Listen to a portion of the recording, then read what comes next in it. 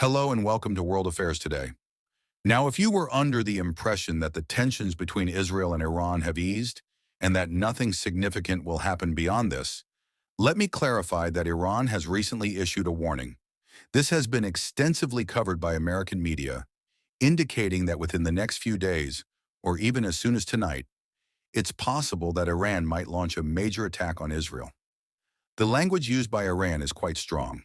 Iran has been warning surrounding Arab nations, including Saudi Arabia and Iraq, that it is prepared to launch a strong and complex attack on Israel.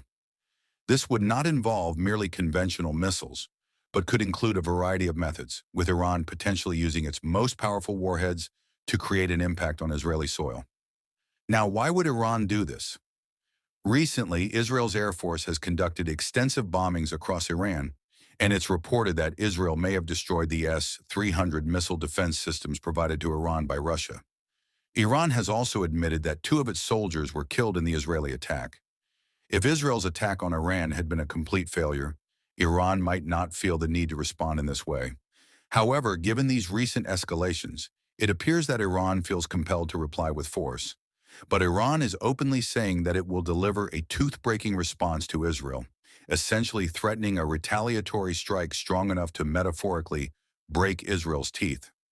Naturally, seeing such bold statements from Iran, the U.S. has already begun taking precautionary measures. The U.S. has deployed B-52 bombers in the east for the first time in a while, as these bombers are specifically designed to drop heavy bombs, not just nuclear, but also conventional bombs. The U.S. extensively used B-52 bombers in Afghanistan, and now regarding Iran, several officials have noted that, since Israel has already destroyed many of Iran's air defense systems, Iran essentially lacks protection against a major airstrike. This has given the U.S. enough confidence to bring the B-52 bombers into the equation. Now, I'm not saying that the U.S. will use these bombers against Iran, but the deployment itself is a warning sign. The U.S. has categorically warned Iran that if it attacks Israel again, the U.S. may not be able to restrain Israel's response. The last time Israel attacked, the U.S. placed various conditions on Israel, cautioning against indiscriminate bombings like those conducted in Gaza or Lebanon. These warnings were conveyed to Israel, leading to a limited Israeli response.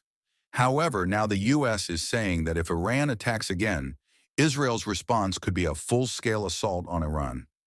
Some of you might be wondering if these countries are simply trying to crash the global stock market by escalating tensions repeatedly. Why does Iran keep issuing these kinds of warnings before attacks? To understand this, it's crucial to recognize that Iran's immediate hope is to pressure Israel into a ceasefire with Gaza and Lebanon. Iranian President Massoud has openly stated that if Israel agrees to a truce in Lebanon and Gaza, Iran's response could be softened. This pattern of warnings and attacks that Iran follows seems intended to exert pressure, hoping Israel might eventually say, enough, and halt its operations in Gaza and refrain from attacks on Lebanon. But it's unlikely that Israeli Prime Minister Benjamin Netanyahu would agree to Iran's conditions.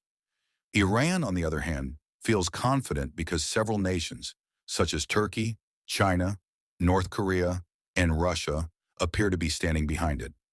Russia, in particular, is expected to sign a major comprehensive treaty with Iran by the end of the year to enhance defense cooperation, similar to the type of defense agreement Russia has with North Korea, which currently involves supporting Russia in its ongoing conflict. But Iran is openly saying that it will deliver a tooth-breaking response to Israel, literally stating that it will break Israel's teeth with such a strong reaction. Naturally, after seeing such statements from Iran, the U.S. has already started taking precautionary measures. The U.S. recently deployed B-52 bombers to the east, something it hasn't done in a long time. These B-52 bombers are specifically designed to drop heavy bombs, which include not only nuclear bombs but also powerful conventional bombs. The U.S. has extensively used B-52 bombers in Afghanistan before.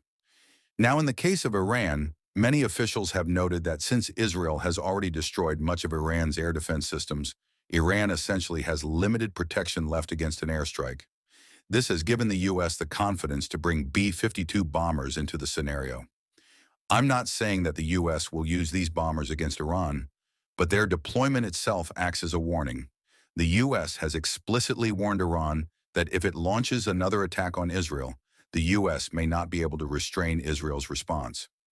The last time Israel launched an attack, the U.S. government placed numerous conditions on Israel, instructing them not to carry out indiscriminate bombings in Iran as they do in Gaza or Lebanon. These warnings were clearly conveyed to Israel, which led to a more limited response. If you're new to the channel, please like and subscribe, and if you enjoyed this video, share it with your friends. See you in the next video. Thank you.